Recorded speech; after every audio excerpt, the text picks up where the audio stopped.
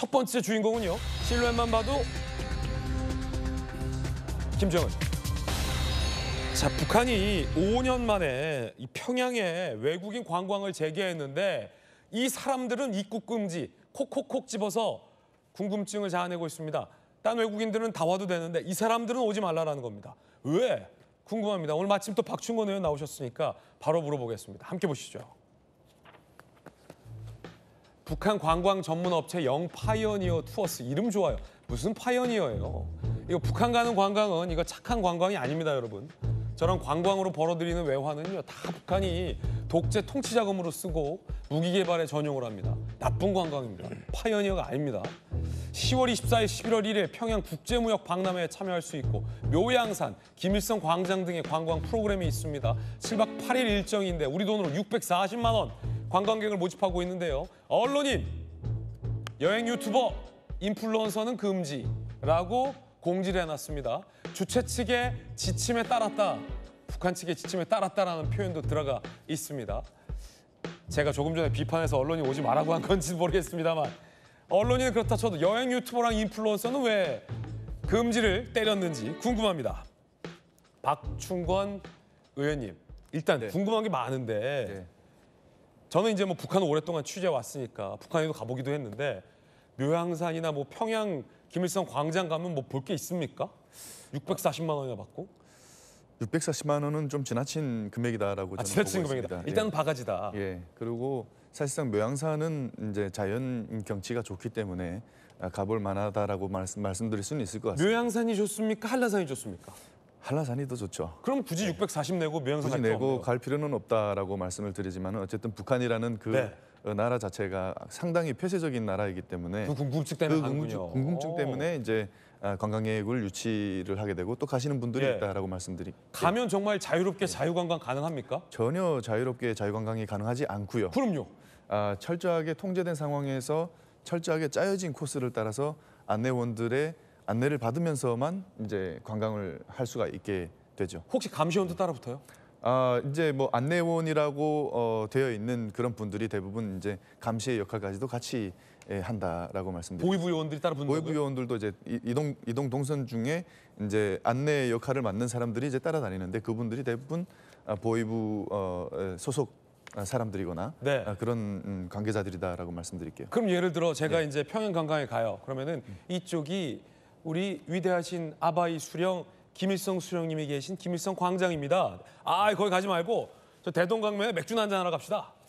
아저씨들이 막 이렇게 가요.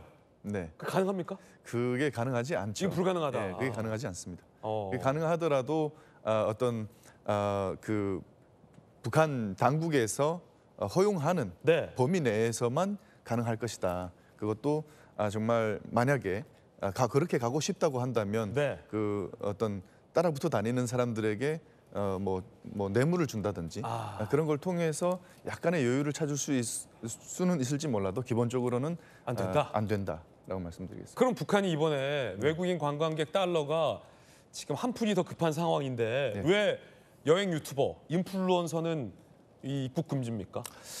지금 이제 북한 당국 김정은 정권의 입장에서는 돈은 벌고 싶은데 내부 사정이 속속들이 밖으로 빠져나가는 것은 원하지 않는다라는 얘기가 될 것 같습니다. 최근 뭐 인플루언서들이라든가 언론인이나 뭐 SNS를 하시는 분들은 북한에 관광을 하시면서 보시면 알겠지만 북한의 상당히 그 특이한 시스템을 이렇게 캐치를 해서 그런 것들을 어떻게 보면 약간 부정적인 이미지들을 많이 확산을 시키고 있는데 그것이 북한 정권 입장에서는 관광객을 추가로 유치하는 데도 도움이 안 되고 체제의 어떤 안 좋은 그런 모습들이 밖으로 빠져나가는 것도 빠져나가는 상황이 되다 보니까 이런 것들을 통제하고 싶은 것이 아닌가 그런 생각이 듭니다.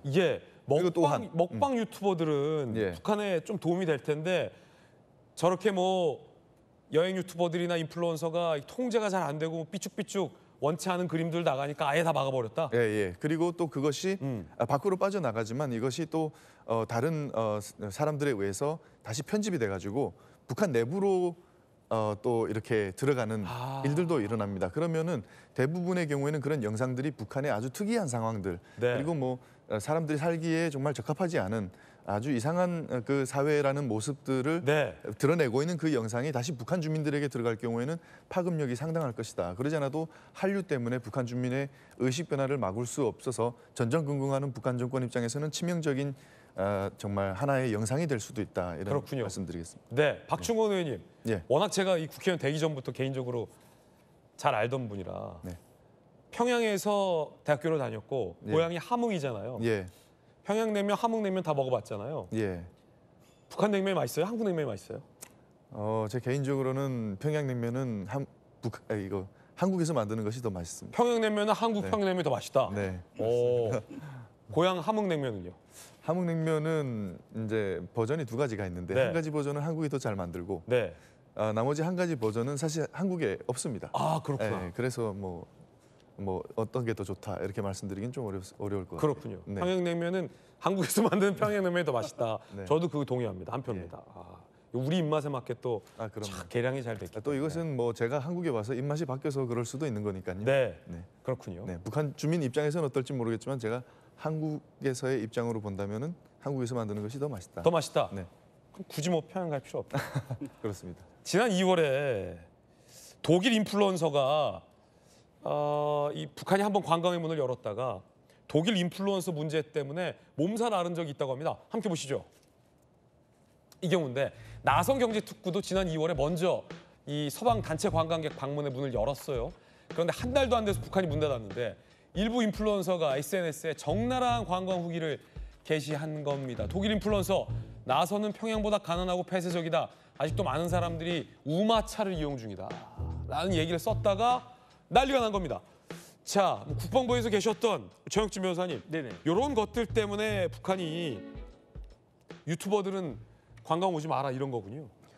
그러니까 결국은 투명하지 않다는 이야기. 투명하지 않다는 거죠. 그다음에 이제 뭔가가 밖으로 나아갔을 때 그때 문제가 될 것이다라고 생각이 되기 때문에 그다음에 지금은 사실은 유튜버들이 어떻게 보면 옛날에 방송국보다도 더 큰 영향력을 행사할 수 있는 그런 유튜버들도 있지 않겠습니까? 유튜버 중에는요, 뭐 그 조회수가 억 단위로 나오는 것들도 있을 텐데 하지만은 뭐 전 세계에 있는 사람들이 북한의 실상이 정확히는 몰라도 대체로 어느 정도일 것이다는 알고 있겠지만 그것을 만약에 생생한 모습으로 본다라고 하면 지금 북한의 정권은 옆에 이제 박충원 의원 계시지만 제대로 된 정권이라고 하면 이게 얼마나 유지가 될 수 있겠습니까? 그런데 그런 것들을 다 숨기고 그다음에 외부의 힘을 빌어가지고 간신히 유지가 되는 것이 그게 북한 정권인데 그런 북한 정권이 스스로 살아남기 위해서라도 저 같아도 지금 거기에 대해서는 제한을 가할 수밖에 없었을 거 아닌가 그런 생각이 듭니다. 예, 지난 4월에 영국 유튜버가 이런 걸 물어보기도 했었습니다. 굉장히 민감한 질문을 물어봤었죠.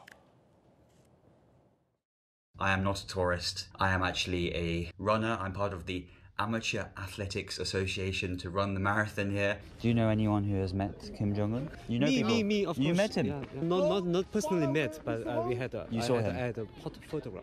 When he appeared, I felt like I was attracted to him. It was incredible. He has a daughter, I think so. and she will be the next leader, maybe. I'm not sure. Oh, okay. 박충원 의원님, 저거 지금 관광객이 물어본 건데 굉장히 민감한 질문이잖아요. 김정은은 딸이 있냐, 다음에 차기 리더가 되냐라고 했을 때 가이드가 굉장히 지금 당황해요. 예. 북한 주민들 입장에서는 어떻게 보면 북한의 최고 지도자 거의 신극화되어 있는 김씨 일가의 어떤 사생활이라든가 그리고 뭐 후계라든가 이런 것에 대한 질문은 상당히 정말 잘못 대답하면은 정치범 수용소까지도 끌려갈 수 있는 네네. 아주 민감한 어떤 생명의 목숨의 위험을 당할 수도 있는 민감한 질문이다라는 말씀을 드릴게요. 그리고 후계라는 것은 결국에는 김정은이라는 최고 지도자가 사망에 이를 수 있다라는 것을 전제로 하는 것이기 때문에 굉장히 불경스러운 질문이다. 불경스러운 질문일 수밖에 없고 당황할 수밖에 없다라는 말씀을 드리겠습니다. 예. 그래서 이런 것들이 질문하는 것들, 그러니까 외국인들이 질문하게 되면은 그것이 그 질문에서 끝나는 것이 아니라 그 질문을 들은 북한 주민들은 또 그 들은 얘기를 다른 사람들에게 옮길 수도 있는, 그래서 소문이 돌 수도 있는 아주 큰 북한 정권 입장에서는 체제에 위협이 될 수 있는 그런 얘기들이 되겠다 네. 말씀드리겠습니다. 듣고 보니 북한이 왜 유튜버를 입국 금지시켰는지 알 것 같습니다. 자, 그런가 하면 이스라엘과 이란의 이 전쟁으로 많은 분들이 북한의 핵시설에 대해서 관심과 우려가 높아졌습니다. 북한 이 평산에는요 핵심 핵시설이 있습니다. 우라늄을 농축하는 시설인데 이곳에서 북한의 핵 오염수가 방류됐다는 의혹이 일자 우리나라 원자력 안전위원회가 강화도와 한강 하구 시로 채취에 나섰습니다. 많은 분들 걱정하는 대목인데 북한 전문 매체가 평산에 있는 우라늄 공장에서 방사능 폐수가 예성강으로 유입됐다. 그런데 저 예성강은 쭉 한강을 따라서 서해로 연결된다라는 의혹이 제기된 겁니다. 원자력 안전위원회가 강화도 한강하고 바닷물을 채취했고 방사능 물질 검출 여부 등 분석을 진행 중입니다. 통일부는 약 2주간의 분석 과정을 거쳐서 결과를 공개하겠다고 밝혔습니다. 황해북도 평산에 어떤 게 있길래요? 자, 우라늄 정년 공장이 있습니다. 우라늄 정년 공장은 이 우라늄을 농축해서 핵무기를 만들기 위해서는 우라늄을 농축해서 이 핵 원료를 만들어야 되는데 그걸 옐로우 케이크라고 합니다.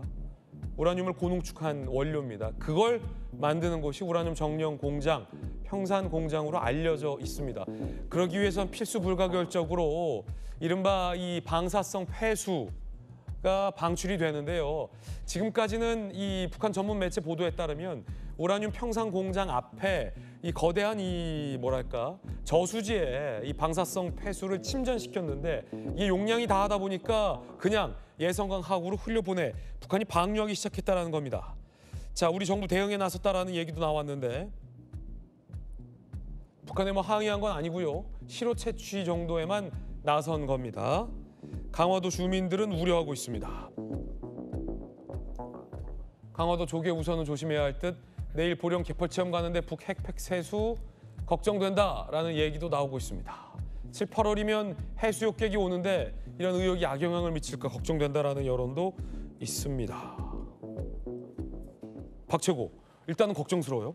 네, 그렇습니다. 일단 뭐 정부가 전날에 이제 통일부 주재로 관계부처 회의를 진행을 하고 그리고 이제 원안위와 해수부, 환경부 합동으로 지금 합동 실태 조사를 뭐 하고 있고 채취를 했다. 그래서 좀 분석하는 결과를 좀 봐야 될 것 같다라는 생각은 들지만 말씀해 주신 대로 이게 쭉 이어져 있는 흐름이다 보니까 결국 우리나라에까지도 좀 피해를 입힐 수밖에 없는 건 아닌가 이런 우려가 있는 거고 물론 아직 이제 시료 채취의 단계고 그 뒤에 분석 결과를 봐야 정확한 이야기를 드릴 수 있을 것 같습니다. 지금 뭐 자막에도 나오지만 2주 정도 뒤에 결과가 공개된다고 하니 만약에 어떤 심각하게 피해를 입힐 만한 상황이라고 한다면 관련한 대책까지도 마련해서 발표를 할 것이고 그게 아니라고 한다면 저는 뭐 조사 결과를 투명하게 공개를 하고 국민들에게 좀 정확하게 안심시킬 수 있는 메시지를 드리는 것도 중요하겠다 이런 생각이 듭니다. 일단은 의혹 단계인데 이게 좀 답답한 게 정혁진 변호사님 그 후쿠시마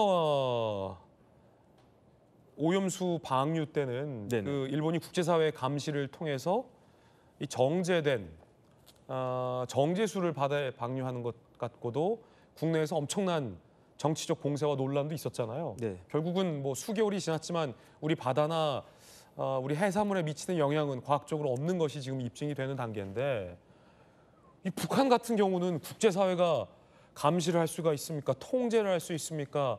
북한이 제대로 된 절차를 따를 수 있습니까?